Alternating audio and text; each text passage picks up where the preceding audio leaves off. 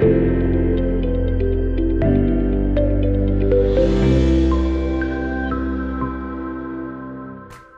we've done at Ascend at least is we've flipped the model of education around.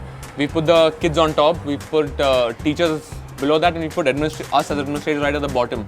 So we're sort of custodians or sort of mentors or guardians of the whole sort of process and system.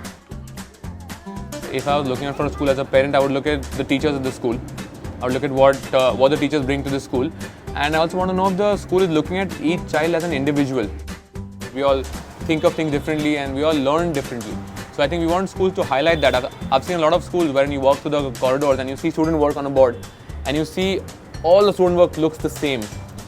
We're not in a day and age where if you're same like the 50 other people in your class or in your batch, you won't be able to stand out in the real world. To be able to stand out in the real world, you have to know yourself as an individual. So I think that's what you need to see in a school.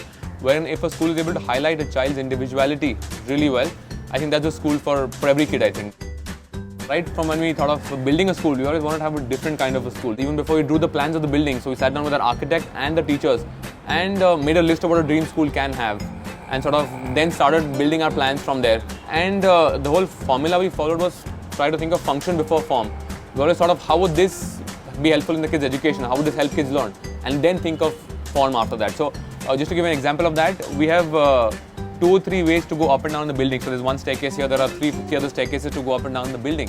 So the reason we have that is because we want, even in our education program, kids to know that there's more than one way of doing everything. Even in a subject like math, there's one answer, but you can get to that answer in 3 different ways or 4 different ways.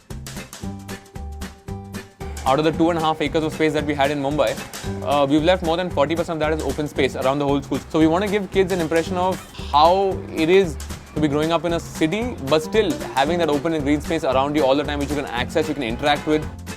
Since we're a school, we expect kids to learn and grow. We want the same thing from our teachers. We want our teachers to learn, grow, and become lifelong learners themselves. We allocate $500 towards every teacher's professional development for every year. So the teacher along with the school can decide how they want to use these funds, what professional development course or workshop they want to go for and use these funds and decide that.